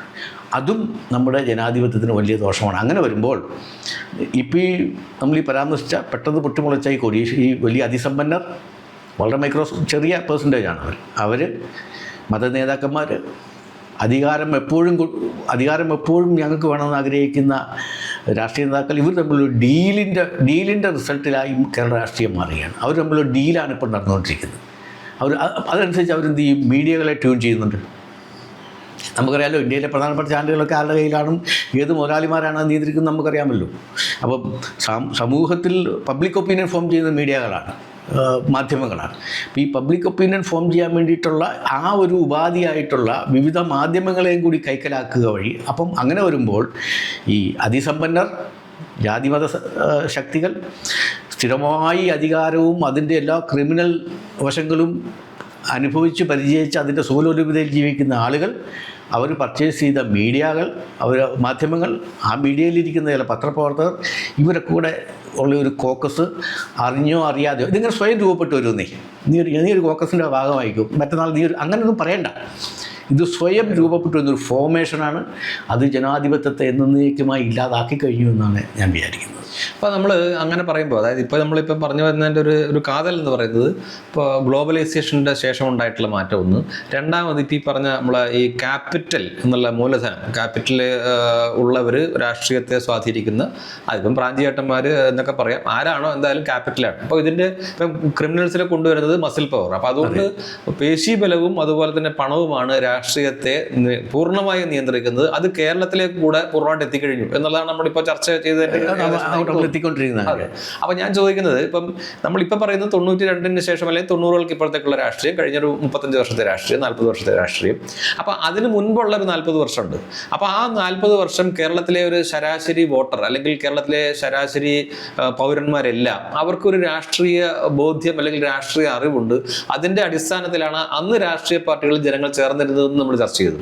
അപ്പോൾ അന്ന് എങ്ങനെയാണോ ജനങ്ങൾ രാഷ്ട്രീയത്തെ പറ്റി മനസ്സിലാക്കിയത്, അതിനെക്കാട്ടിലും സാധ്യതകളല്ലേ ഇപ്പോൾ ഉള്ളത്. അന്നും മാധ്യമങ്ങളിലൂടെയാണ് മനസ്സിലാക്കിയത്. അന്ന് പക്ഷേ പരിമിത മാധ്യമങ്ങളുള്ളൂ, അച്ചടി മാധ്യമങ്ങളും പിന്നെ പരമാവധി വന്ന റേഡിയോയും മാത്രമേ ഉള്ളൂ. ടെലിവിഷൻ പോലും സാധാരണക്കാരന് പ്രാപ്തി. മനോരമയ്ക്ക് മാതൃഭൂമിക്ക് ഒരു 6 പേജാണെന്നുണ്ടായിരുന്നു. അത്രേ ഉള്ളൂ. അപ്പോൾ ആ ഒരു കാലം മാറിയിട്ട് ഇത്രത്തോളം മാധ്യമങ്ങളുടെ ഒരു വലിയ എന്താ പറയുക, ഒരു കുത്തൊഴുക്ക്, ഫ്ലഡ് ഉള്ള കാലത്ത് തിരഞ്ഞെടുക്കാൻ വളരെയധികം സാധ്യതകൾ ഏത് വീക്ഷണത്തിലുള്ള മാധ്യമങ്ങളുണ്ട്. ഇപ്പോൾ യൂട്യൂബിലൊക്കെ പോയി കഴിഞ്ഞാൽ ഏത് വീക്ഷണത്തിലുള്ള യൂട്യൂബേഴ്സ് ഉണ്ട്, വ്ളോഗേഴ്സ് ഒക്കെ ഉണ്ട്. അപ്പോൾ അതുകൊണ്ട് ഏത് വഴിക്ക് പോയാലും മനുഷ്യന് കൂടുതൽ വിവരം ആർജിക്കാൻ പറ്റുന്ന ഒരു കാലമാണ്. അത് ശരാശരി മലയാളിക്ക് ഇപ്പം ഡേറ്റ ഒക്കെ കിട്ടി തുടങ്ങിയതുകൊണ്ട് മലയാളി എവിടെയാണ് പരാജയപ്പെട്ടത്? രാഷ്ട്രീയ നേതാക്കന്മാർ അല്ലെങ്കിൽ ഒരു കോക്കസ് അവരെ ഈ രീതിയിൽ ദുരുപയോഗം ചെയ്യുമ്പോൾ, വോട്ട് ബാങ്ക് ആയിട്ട് മൊത്തം കാണുമ്പോൾ, അതിനെ തിരിച്ചറിയുന്നതിൽ മലയാളി എന്തുകൊണ്ട് പരാജയപ്പെട്ടു? മലയാളി പരാജയപ്പെടാൻ വേണ്ടിയിട്ട് ഇതിനു മുമ്പ് നമ്മളിപ്പോൾ സംസാരിച്ചതിൽ നിന്നൊക്കെ തന്നെ അതിൻ്റെ അകത്തൊരു കാരണങ്ങൾ നമുക്ക് കണ്ടെത്താൻ കഴിയും. ഈ തിരസ്കാരം, അപമാനം, ഇത് രണ്ടും താങ്ങുന്ന ഒരു മനസ്സല്ല മലയാളിയുടെ. അപമാനിക്കപ്പെടുകയും തിരസ്കരിക്കപ്പെടുകയും ചെയ്ത് അവിടുന്ന് അങ്ങോട്ട് വിട്ടുപോവുക എന്നുള്ളതാണ്. ഇപ്പോൾ നമ്മൾ ഈ 90 വരെയുള്ള പൊളിറ്റിക്സിനെ കുറിച്ച് സംസാരിച്ചു. 90 ശേഷമുള്ള ആ പൊളിറ്റിക്സും കാലവും, അതിലെനിക്കൊന്ന് 75 മുതൽ 77 വരെയുള്ള അടിയന്തരാവസ്ഥ കാലം ഒഴികെ ഇത്രയൊന്നും ജീവിത സൗകര്യങ്ങളില്ലായിരുന്നെങ്കിലും കേരളം കുറച്ചുകൂടെ സാമൂഹികപരമായി സന്തോഷം നിറഞ്ഞാണെന്ന് വിചാരിക്കുന്ന ഒരാളാണ്.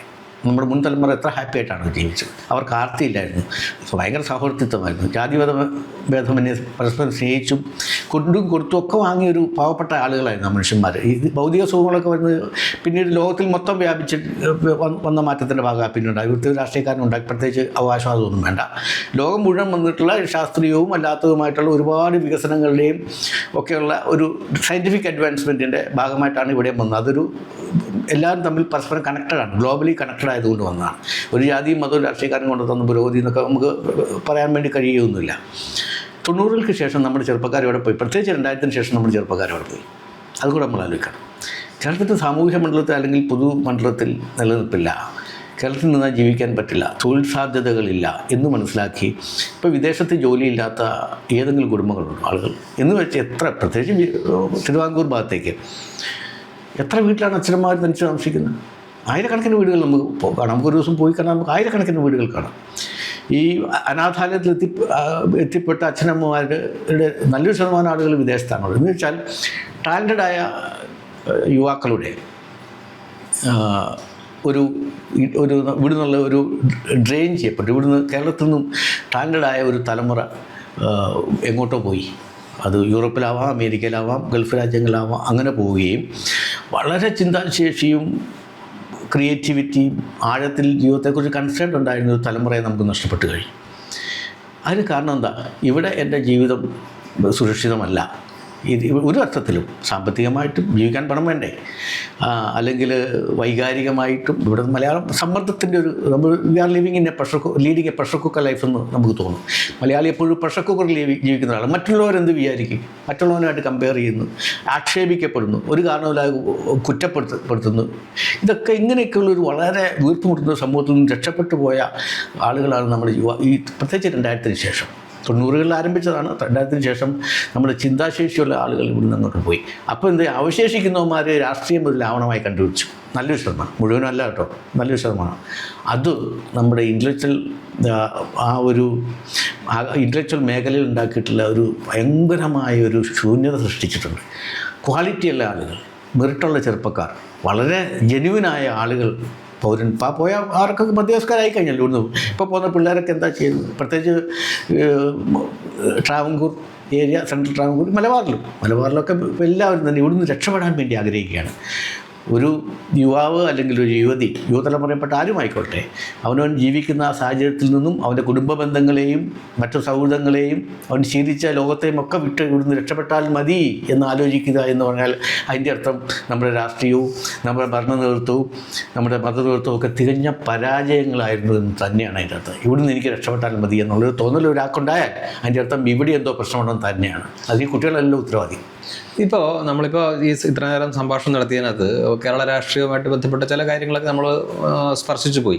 പക്ഷേ തീരെ സ്പർശിക്കാത്തൊരു വിഷയമായിട്ട് എനിക്ക് തോന്നിയത് കേരളത്തിലെ മുസ്ലിം പൊളിറ്റിക്സാണ്. നമ്മളിപ്പോൾ കേരള കോൺഗ്രസിനെ പറ്റി പരാമർശം ഉണ്ടായി, മത സാമുദായിക സംഘടനകളെ പരാമർശിച്ചു ഒക്കെ ഉണ്ടായി. പക്ഷേ മുസ്ലിം പൊളിറ്റിക്സിനെ പറ്റി നമ്മളൊന്നും ചർച്ച ചെയ്തില്ല.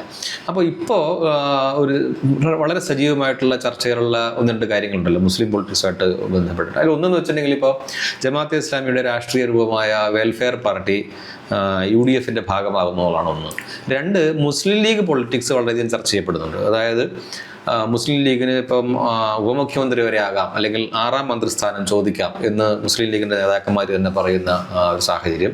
മതമാണ് പ്രശ്നം എന്ന് മുസ്ലിം ലീഗിൻ്റെ നേതാവ് തന്നെ പറഞ്ഞ പ്രശ്നം അത് അങ്ങനെയല്ല. അതായത് അല്ലെങ്കിൽ ജമാഅത്തെ ഇസ്ലാമിയെ പോലുള്ള സംഘടനകൾ തീവ്ര മതസംഘടനകളാണ് എന്ന് തന്നെ മുസ്ലിം ലീഗിലെ മറ്റൊരു നേതാവ് പറഞ്ഞ സാഹചര്യം.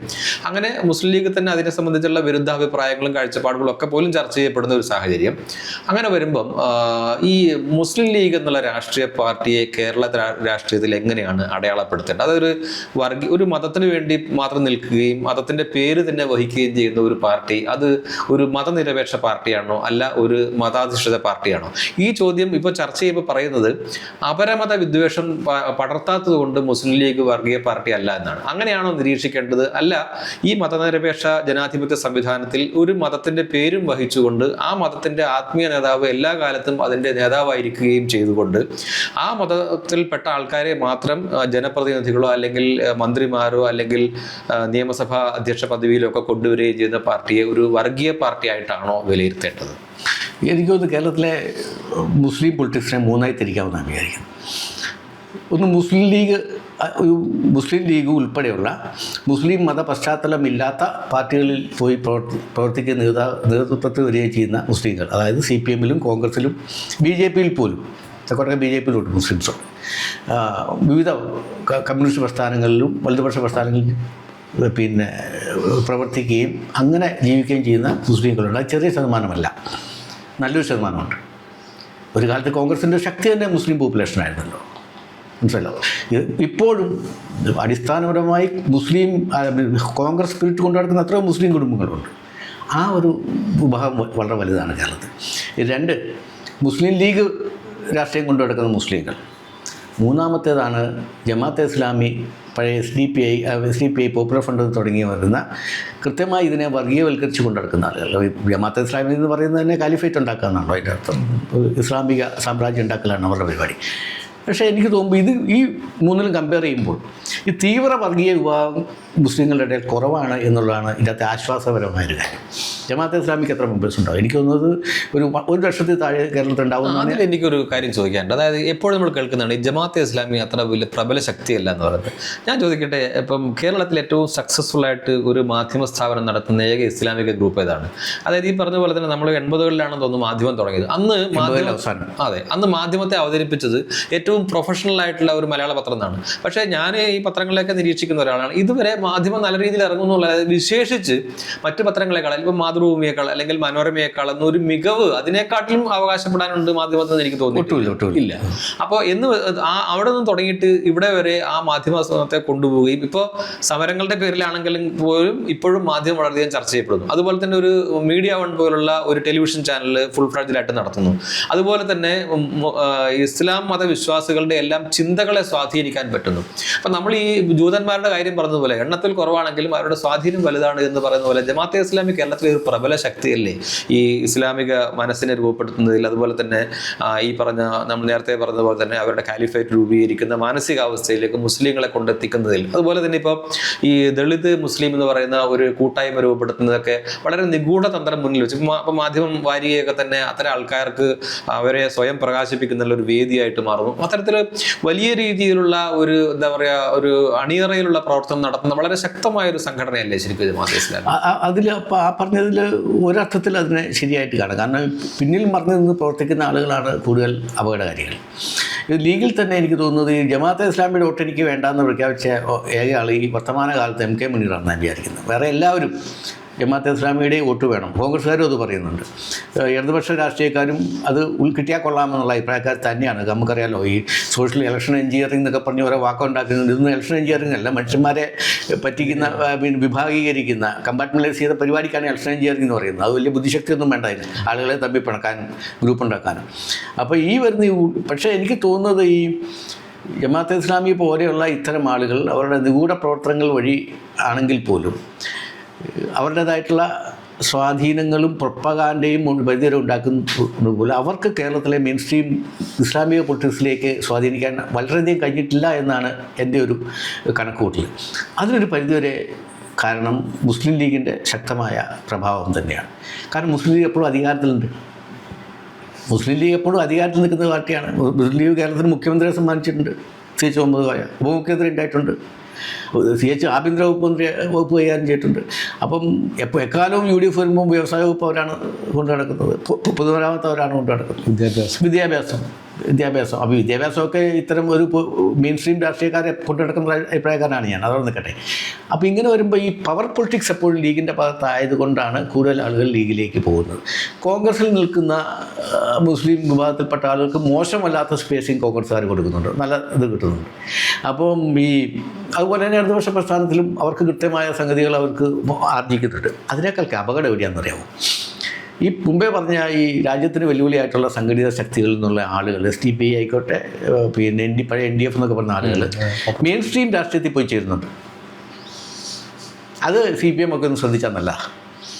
മെയിൻ സ്ട്രീം രാഷ്ട്രീയത്തിൽ ഇവന്മാർ കടന്നു കയറും. എങ്ങനെ? സെക്കുലറിസ്റ്റുകളാണ്, ഞങ്ങൾ മതേതരവാദികളാണ് എന്നുള്ള ബോധ്യത്തിൽ അവരുടെ രാഷ്ട്രീയം പറഞ്ഞുകൊണ്ട് ഏത് പാർട്ടിയിലാണ് പോയി കിടന്ന ആ രാഷ്ട്രീയത്തിൻ്റെ വക്താക്കളായി മാറിക്കൊണ്ട് ഇതിനകത്ത് നുഴഞ്ഞു കയറും. യഥാർത്ഥത്തിൽ അവരുടെ രാഷ്ട്രീയം കാലിഫേറ്റാണ്. മനസ്സിലായില്ലേ? അങ്ങനെ അതിൻ്റെ ഉള്ളിൽ അവർ നേതൃത്വത്തിലെത്തിയിട്ടുണ്ട്. ജില്ലാ നേതൃത്വത്തിലുണ്ട്, സംസ്ഥാന നേതൃത്വത്തിലുണ്ട്, അവർ മന്ത്രിമാരായോ എന്ന് തന്നെ എനിക്ക് സംശയമുണ്ട് ചില ആളുകൾ. അപ്പം അങ്ങനെയുള്ളതാണ് ഈ പ്രത്യക്ഷത്തിലുള്ള ജമാഅത്തെ ഇസ്ലാമിയേക്കാൾ അല്ലെങ്കിൽ തത്തുല്യമായിട്ടുള്ള ആശയങ്ങൾ കൊണ്ടെടുക്കുന്നതിനേക്കാൾ അപകടകാരികൾ മെയിൻ സ്ട്രീം പൊളിറ്റിക്സിലേക്ക് എത്തിപ്പെടുന്ന നുഴഞ്ഞു കയറുകയും അവിടുന്ന് അധികാരത്തിൽ കയറുകയും ആ സാധ്യത ഉപയോഗിച്ച് ഇപ്പോൾ അതാണ് കൂടുതൽ അപകടകാരികൾ. അത് ഈ മെയിൻ സ്ട്രീം രാഷ്ട്രീയക്കാർക്ക്, മുഖ്യധാര രാഷ്ട്രീയക്കാർക്ക് അറിയാത്തതെന്ന് നിങ്ങൾ വിചാരിക്കുന്നുണ്ടോ? ഇവൻ എവിടുന്ന വരുന്നൊക്കെ അറിയാനുള്ള പ്രായോഗം പൊതുവെ ഇവരെ ഒരു സംസ്കാരവും അറിവൊക്കെ കുറവാണെങ്കിലും ഈ പ്രാക്ടിക്കൽ പൊളിറ്റിക്സ് നടത്തിയൊരു പരിചയമുണ്ടല്ലോ, അതൊക്കെ അറിയാം. ഇവർ ഈ വരുന്നവന്മാരുടെയൊക്കെ യഥാർത്ഥമുള്ള വേര് ഏതാണെന്നൊക്കെ ഇവർക്കറിയാം. ഇവരെ ഈ മെയിൻ സ്ട്രീം പൊളിറ്റിക്സുകൾ ഈ വളരെ തീവ്ര ഫണ്ടമെൻ്റലിസ്റ്റുകളെ, തീവ്രവാദികളെ, മതവാദികളെ, രാഷ്ട്രവിരുദ്ധകളെ സ്വന്തം പാർട്ടിയിൽ എൻ്റർടൈൻ ചെയ്യുന്നതാണ് ഇതിനേക്കാൾ വലിയ അപകടം. കാരണം അവരുടെ അധികാരത്തിൻ്റെ ഒരു വലിയ സാഹചര്യം പിന്തുണയും കൂടി ഇവന്മാർക്ക് കിട്ടുകയാണ്. ആ സാഹചര്യമാണ് ഇവർ പോയി മെയിൻ സ്ട്രീം രാഷ്ട്രീയത്തിൽ പോയി അധികാരം പിടിച്ചെടുക്കുകയും ഉത്തരവാദിത്തപ്പെട്ട സ്ഥാനങ്ങളിൽ പിടിച്ചെടുക്കുകയും ചെയ്യുന്നതാണ് ഈ നമ്മൾ പ്രകടമായി കാണുന്ന വർഗീയ ശക്തികളെക്കാൾ അപകടമെന്നാണ് ഞാൻ വിചാരിക്കുന്നത്. അത് മുഖ്യധാര രാഷ്ട്രീയക്കാർ ഇവരെ തള്ളാത്തത് വോട്ട് എന്ന് പറയുന്നത്, നമ്മൾ ആരംഭത്തിൽ പറഞ്ഞ വോട്ട് എന്ന് പറയുന്ന ഒറ്റ ഫോക്കസിന് പേരിലാണ്. അത് കാലക്രമേണ ഈ മെയിൻ സ്ട്രീം പൊളിറ്റിക്കൽ പാർട്ടീസിനെ, ഈ മുഖ്യധാര രാഷ്ട്രീയ പാർട്ടികളെ വല്ലാത്തൊരു പ്രതിസന്ധിയിലാക്കും. ആദ്യം സംശയം വേണ്ട, അവരുടെ കയ്യിൽ നിന്ന് സംഗതി പോകും. പക്ഷെ ഇതൊക്കെ യുവന്മാർക്ക് ബാധകമല്ല. ഇപ്പം ഞാൻ രാജാവായി മരിക്കണം, രാജാവായി ജീവിച്ച് മരിക്കണം എന്ന് ചിന്തിക്കുന്നവന്മാർക്ക് ഇതൊരു പ്രശ്നമല്ല. വരും തലമുറയെക്കുറിച്ചുള്ള കൺസേൺ ഉണ്ട് അവർക്ക്. ഒരു കൺസേണും ഇല്ലെന്നേ. എന്താ സ്റ്റേറ്റ്സ്മാൻ എന്ന് പറഞ്ഞാൽ ആരാണ്? ഒരു സ്റ്റേറ്റ്സ്മാൻ എന്ന് പറയുന്നത് അടുത്ത തലമുറ എങ്ങനെ പോസിറ്റീവായി ഡിസൈൻ ചെയ്യാമെന്ന് ആലോചിക്കുന്നവരാണ് സ്റ്റേറ്റ്സ്മാൻ എന്ന് പറയുന്നത്. ഒരു പൊളിറ്റിക്കൽ ലീഡർ എന്ന് പറയുന്നത് അടുത്ത ഇലക്ഷനിൽ എങ്ങനെ ജയിക്കാമെന്ന് വിചാരിക്കുന്നവൻ മാത്രമാണ്. സത്യത്തിൽ സ്റ്റേറ്റ്സ്മാൻഷിപ്പുള്ള ആളുകൾ നമ്മുടെ ഒരു പൊളിറ്റിക്കൽ പാർട്ടിയിൽ ഇല്ല എന്നുള്ളതും, അടുത്ത ഇലക്ഷനിൽ എങ്ങനെ എന്ത് തന്ത്രം ഉപയോഗിച്ചു, എന്ത് ചതി ഉപയോഗിച്ചു, എന്ത് വർഗീയത ഉപയോഗിച്ച് ജയിക്കാമെന്നും ഉള്ളവർ മാത്രമാണ് സമസ്ത രാഷ്ട്രീയ പാർട്ടികളെ നയിക്കുന്നു എന്നുള്ളതാണ് നമ്മുടെ രാഷ്ട്രീയ പാർട്ടികളുടെ ഒരു ദുരന്തം. അതുകൊണ്ട് ഈ ഇസ്ലാമിക പൊളിറ്റിക്സിനെ കാണേണ്ട ഈ രീതിയിലാണ് 3 തരത്തിലവരെ കാണാം. അതിൽ ഏറ്റവും അപകടകാരികൾ ഈ വലിയ പാർട്ടികളിൽ പോയി ചേർന്നിട്ടുള്ള മഹാഭീകരവാദികളാണ്. നമുക്ക് ഇപ്പോൾ നമ്മളിതെല്ലാം ഒരു പശ്ചാത്തലമാണ് പറഞ്ഞത്. ഇനിയിപ്പോൾ നമ്മളിപ്പോൾ ഒരു നിയമസഭാ തെരഞ്ഞെടുപ്പിലേക്ക് കടക്കുകയാണ്. അതാവട്ടെ മറ്റ് നമ്മുടെ മുൻകാല സാഹചര്യങ്ങളിൽ നിന്നൊക്കെ ചിലപ്പോൾ വ്യത്യസ്തമായിരിക്കാം. ഒരു പഞ്ചായത്ത് തിരഞ്ഞെടുപ്പ് അത് ഇതിൻ്റെ ഒരു ദിശ പകരുന്നതാണ് എന്ന് പൊതുവെ ചർച്ച ചെയ്യപ്പെടുന്നൊരു കാലം. അത് ഭരണകക്ഷിക്ക് വലിയ തിരിച്ചറിവുണ്ടായ സമയം. അപ്പോൾ ഇനിയിപ്പോൾ നമ്മളിപ്പോൾ ഇലക്ഷനിലേക്ക് കടക്കുമ്പം ഒരു ഭാഗത്ത് നമ്മളിപ്പം പ്രതിപക്ഷത്തിരിക്കുന്ന UDF ആണെങ്കിൽ UDFിൻ്റെ ഒരു സാഹചര്യം എന്ന് പറഞ്ഞിട്ടുണ്ടെങ്കിൽ ഇപ്പോൾ ഏറ്റവും പ്രബല ഘടകകക്ഷിയായിട്ടുള്ള മുസ്ലിം ലീഗിന് എന്താ പറയുക, ഇപ്പം 5ാം മന്ത്രിസ്ഥാനമോ 6ാം മന്ത്രിസ്ഥാനമോ ഉപമുഖ്യമന്ത്രി സ്ഥാനമോ ഒക്കെ ചോദിക്കാമെന്ന് പറയുന്ന ആ രീതിയിലുള്ള ബാർഗെയിൻ നടക്കുന്ന ഒരു സാഹചര്യമാണ് കോൺഗ്രസിനെ സംബന്ധിച്ചിടത്തോളം. കോൺഗ്രസിനകത്തും പ്രശ്നങ്ങളുണ്ട്. ഇപ്പോൾ ഒരു സിറ്റിംഗ് MLA ഒളിവിൽ പോകേണ്ടുന്ന സാഹചര്യം എന്നൊക്കെ പറഞ്ഞാൽ അതും ഒരു പരമ്പരയായിട്ട് വരുന്ന സ്ത്രീപീഡന കേസ്, അങ്ങനെ വലിയൊരു പ്രശ്നമുണ്ട്. അത് അദ്ദേഹത്തെ മാറ്റി നിർത്തി എന്നൊക്കെ പറഞ്ഞാലും ആ പ്രശ്നങ്ങൾ ഒഴിവാക്കാൻ കഴിയില്ല. പിന്നെ ഇപ്പോഴത്തെ സാഹചര്യത്തിൽ ഇപ്പോൾ ശശി തരൂർ കുറേ വഴുതി പോയി, AICC നേതൃത്വത്തിൽ നിന്ന് പോലും വഴുതി മാറാൻ ശ്രമിച്ച അദ്ദേഹത്തെ തിരിച്ചു കൊണ്ടുവന്നിട്ട് വീണ്ടും അദ്ദേഹം പിണങ്ങിയിട്ട് ഇപ്പോൾ നമ്മൾ പറഞ്ഞ ക്യാപിറ്റലിസ്റ്റ് ശക്തികളിൽപ്പെട്ട ഒരാൾ അദ്ദേഹത്തെ ലെഫ്റ്റ് പൊളിറ്റിക്സിലേക്ക് മാക്കാൻ ശ്രമിക്കുന്നു എന്ന് പറയുന്ന ഒരു സാഹചര്യത്തിലാണ് നമ്മളുള്ളത്. അപ്പം അങ്ങനെയൊക്കെയുള്ള പ്രശ്നങ്ങൾ UDFിനുണ്ട് ആ ഭാഗത്ത്. മറുഭാഗത്ത് LDFിൻ്റെ കാര്യം ആലോചിച്ചാൽ ഇപ്പോൾ CPI നേതാക്കന്മാരൊക്കെ എപ്പോഴും പറയുന്നത് ഞങ്ങൾ കൂടെയുള്ള ഘടകകക്ഷികൾക്കൊന്നും ആൾക്കാരില്ല, പക്ഷേ ഇവർക്കെല്ലാം സീറ്റ് കൊടുക്കണം, ഇവർക്കെല്ലാം വേണ്ടി പ്രവർത്തിക്കേണ്ട ഞങ്ങളാണെന്ന് പറയുന്ന, നമ്മൾ നേരത്തെ പറഞ്ഞ ആ പാർട്ടിയുടെ ബേസ് ശക്തമാക്കപ്പെടാത്തത് കൊണ്ട് ഇങ്ങനെ കുറേ ഘടകകക്ഷികളെ താങ്ങേണ്ടുന്ന സാഹചര്യം. അവർ പറയുന്ന വാചകത്തെ നമുക്ക് മുഖവിലേക്ക് എടുക്കാന്നുണ്ടെങ്കിൽ ഇടതുപക്ഷത്തെ CPIMൻ്റെ ഒരു സാഹചര്യം എന്ന് പറയുന്നത് ദുർബലമായ കുറേ ഘടകകക്ഷികളെ കൂട്ടിവെക്കേണ്ടുന്ന ഒരു സാഹചര്യം. അപ്പം അങ്ങനെ ആ ഒരു സംവിധാനം ആണ് നിൽക്കുന്നത്. പിന്നെ ഇപ്പം BJP എന്നുള്ള 3ാം മുന്നണി വളരെ ഈ ഇലക്ഷനിൽ ഒന്നുകൂടെ സജീവമാകുമെന്ന് നമ്മൾ പ്രതീക്ഷിക്കേണ്ട ഒരു സാഹചര്യം. ഇതിപ്പം കഴിഞ്ഞ ലോക്സഭാ തെരഞ്ഞെടുപ്പിൽ നമുക്കറിയാം, ഇപ്പം തിരുവനന്തപുരം മണ്ഡലത്തിലും അതുപോലെ തന്നെ തൊട്ടിപ്പുറത്തുള്ള ആറ്റിങ്ങൽ മണ്ഡലത്തിലും ഏതാണ്ട് ഒരു 15,000 വോട്ടിനാണ് BJP സ്ഥാനാർത്ഥികൾ പരാജയപ്പെട്ടത്. തൃശ്ശൂർ ജയിച്ചു. അത് കഴിഞ്ഞ് ഇപ്പോൾ ഇപ്രാവശ്യത്തെ ഈ ലോക്കൽ ബോഡി ഇലക്ഷനിൽ BJPക്ക് വോട്ട് അല്പം കുറഞ്ഞു മൊത്തത്തിൽ നിന്നുണ്ടെങ്കിലും അവരുടെ മെയിൻ ടാർഗറ്റ് തിരുവനന്തപുരം കോർപ്പറേഷൻ ജയിക്കുക എന്നുള്ളായിരുന്നു. അത് ജയിച്ചു. പിന്നെ ഇപ്പം 2ഓ 3ഓ തെരഞ്ഞെടുപ്പായിട്ട് ഇപ്പം നേമത്ത് ഒരു തവണ നിയമസഭയിൽ ജയിച്ചു. മഞ്ചേശ്വരത്തൊക്കെ സുരേന്ദ്രനൊക്കെ തോൽക്കുന്നത് ചെറിയ വോട്ടിനാണ്. സത്യത്തിൽ ഒരു ആക്റ്റീവ് പൊളിറ്റിക്സ് BJPക്ക് അന്ന് ഉണ്ടായിരുന്നു, ഒരു സ്റ്റേറ്റ് ലെവൽ പ്രസൻസ് ഒക്കെ ഉണ്ടായിരുന്നു, ജയിക്കേണ്ട മണ്ഡലമാണ് അതൊക്കെ. അപ്പം അങ്ങനെ ഒരു സാഹചര്യം ഈ BJPയുടെ സാഹചര്യത്തിൽ വരുന്നു. പിന്നെ ഇപ്പം നമ്മൾ ഈ പറഞ്ഞ വിഷയങ്ങൾ, അതായത് മത സാമുദായിക സംഘടനകളുടെ ഇടപെടലുകളും അങ്ങനെയൊക്കെ ഉണ്ടായിട്ടുള്ള ചർച്ചകളും ഇങ്ങനെയൊക്കെ ഇരിക്കുമ്പോൾ നമ്മൾ ശരിക്കും എനിക്ക് തോന്നുന്നു നിയമസഭാ തെരഞ്ഞെടുപ്പിന് കേരളത്തിലെ വോട്ടർമാർ അത്രത്തോളം രൂപപ്പെട്ടിട്ടുണ്ടാവില്ല. പക്ഷേ രാഷ്ട്രീയ പാർട്ടികളും നിരീക്ഷകരൊക്കെ അതിനെ ഏതാണ്ട് ഈ പഞ്ചായത്ത് തെരഞ്ഞെടുപ്പ് ഇതിൻ്റെ ഒരു സെമി ഫൈനലായിട്ട് കാണുകയും അതിന് മുൻപുള്ള കാര്യങ്ങളൊക്കെ കോൺഗ്രസും മറന്നിട്ട് നിയമസഭാ തെരഞ്ഞെടുപ്പിലേക്ക് പോവുകയാണ്. ഇപ്പോൾ ഉള്ള വിഷയങ്ങളാണ് ഇപ്പോൾ സജീവമായിട്ട് ചർച്ച ചെയ്യപ്പെടുന്നത്. അപ്പോൾ എന്തായാലും ഇപ്പോൾ നിയമസഭാ തെരഞ്ഞെടുപ്പ് ഇപ്പോൾ വരികയാണ്. അപ്പോൾ എങ്ങനെയാണ് ഈ പറഞ്ഞ നിയമസഭാ തെരഞ്ഞെടുപ്പ് എന്നുള്ള സാഹചര്യത്തെ വിലയിരുത്തുന്നത്? എന്ത് റിസൾട്ടായിരിക്കും നമുക്ക് കിട്ടുക? ഞാനിതൊരു പ്രാഥമികമായിട്ടുള്ള ചോദ്യമായിട്ട് മാത്രം ചോദിക്കുകയാണ്. വിശദമായിട്ട് നമുക്ക് പിന്നീട് സംസാരിക്കും. കേരളം കണ്ട തെരഞ്ഞെടുപ്പുകളിൽ ഏറ്റവും അധികം നമ്മൾ ചർച്ചയിൽ പലതവണ പറഞ്ഞ മാതിരി ജനങ്ങളെ ഏറ്റവും അധികം വിഭാഗീയത സൃഷ്ടിച്ച ഒരു ഇലക്ഷനാണ് നമ്മൾ നേരിടാൻ പോകുന്നത്. സങ്കടകരമായ രീതിയിൽ ജനങ്ങൾ തമ്മിൽ വെറുക്കുകയും അകലുകയും ചെയ്ത് ഗ്രൂപ്പുകളായി തിരിഞ്ഞുകൊണ്ടുള്ള ഒരവസ്ഥയിലേക്ക് കേരളത്തെ എത്തിച്ചിട്ടുണ്ട്. അതിൻ്റെ പേര് സോഷ്യൽ എഞ്ചിനീയറിംഗ് ആണെന്നോ എനിക്കറിയത്തില്ല. അങ്ങനെ ഒരു പേരൊക്കെ ഇട്ട് വിളിക്കാം, സോഷ്യൽ എഞ്ചിനീയറിംഗ് അത്ര. അത് കൃത്യമായിട്ട് എഴുതാൻ അറിയുന്ന ആളുകളാണോ ഇങ്ങനെ പേരിട്ടതെന്ന് തന്നെ എനിക്കറിയില്ല. ആ എഞ്ചിനീയറിംഗ് ഇങ്ങനെ മനുഷ്യനെ തമ്മിൽ അങ്ങനെ ഒരു സാഹചര്യത്തിൽ നോക്കുമ്പോൾ കേരളം വല്ലാത്തൊരു പോസിറ്റീവ് അല്ലാത്തൊരു ഇലക്ഷനാണ് വരാൻ പോകുന്നത്. ജാതിയും മതവും പ്രധാനമായും ഏറ്റുമുട്ടാൻ പോകുന്നൊരു ഇതാണ്. രണ്ടാമത് പൊളിറ്റിക്കൽ ഐഡിയോളജി രണ്ടാമതും ജാതിയും മതവും പ്രാഥമികമായും വരാൻ പോകുന്ന ഒരു ഇലക്ഷനാണ് വരാൻ പോകുന്നത്. അത് കേരളത്തിന് അത്യന്തികമായി വലിയ ദോഷം ഭാവിയിൽ ചെയ്യുമെന്നുള്ള അതിൽ ഒരു സംശയവും വേണ്ട. അത് വേണ്ട. അതുകൊണ്ട് തന്നെ ഒരു തെരഞ്ഞെടുപ്പ് അന്തരീക്ഷം തീരെ പോസിറ്റീവ് അല്ല. പിന്നെ BJPക്ക് ഉണ്ടായിക്കൊണ്ടിരിക്കുന്ന വളർച്ച എന്ന് പറയുന്നത് അത് നമ്മൾ കാണാതെ പോകാനൊന്നും കഴിയില്ല. ഇപ്പോൾ കോഴിക്കോട് കോർപ്പറേഷനിൽ 13 സീറ്റല്ലേ, LDFന് UDFന് 14 ഉള്ളൂ. എന്ന് വെച്ചാൽ ഏറെക്കുറെ തുല്യമാണ്. ഇപ്പോൾ തിരുവനന്തപുരം കോർപ്പറേഷന് വളരെ നല്ല വ്യക്തമായ ഭൂരിപക്ഷത്തോടുകൂടി തന്നെ പിന്നെ കക്ഷിയാണ് ഇപ്പോൾ LDF ഇവിടെ കോഴിക്കോട് കോർപ്പറേഷൻ ഭരിക്കുന്നത്, വളരെ എഡ്ജിൽ നിന്നിട്ടാണ്. അപ്പോൾ സുരേഷ് ഗോപി തൃശ്ശൂർ പിന്നെ മത്സരിച്ച് ജയിച്ചത് വളരെ ഒരു കൺസിഡറബിൾ മാർജിനിലാണ് ജയിച്ചത്. അപ്പോൾ കേരളത്തിൽ BJP നയിക്കുന്ന നേതൃത്വം കൊടുക്കുന്ന രാഷ്ട്രീയ പ്രസ്ഥാനങ്ങളും ശക്തി ആർജിക്കുന്നു എന്നുള്ള കാര്യത്തിൽ യാതൊരു സംശയവുമില്ല. അതിനെ എതിർക്കുന്നവർ ഇടതുപക്ഷക്കാരും കോൺഗ്രസുമാണെങ്കിൽ അവരാലോചിക്കേണ്ട കാര്യം BJP എതിർക്കണോ വേണ്ടിയോ എന്നുള്ളതൊക്കെ വേറെ കാര്യങ്ങൾ. അത് ആ പൊളിറ്റിക്സിലേക്കല്ല ഞാൻ പോകുന്നത്. BJPയുടെ ആ വളർച്ചയ്ക്ക് ഏറ്റവും കൂടുതൽ കോൺട്രിബ്യൂഷൻ കൊടുത്തിട്ടുള്ള കേരളത്തിലെ ഇടതുപക്ഷ പ്രസ്ഥാനങ്ങളാണ്, ഒരു സംശയവുമാണ്.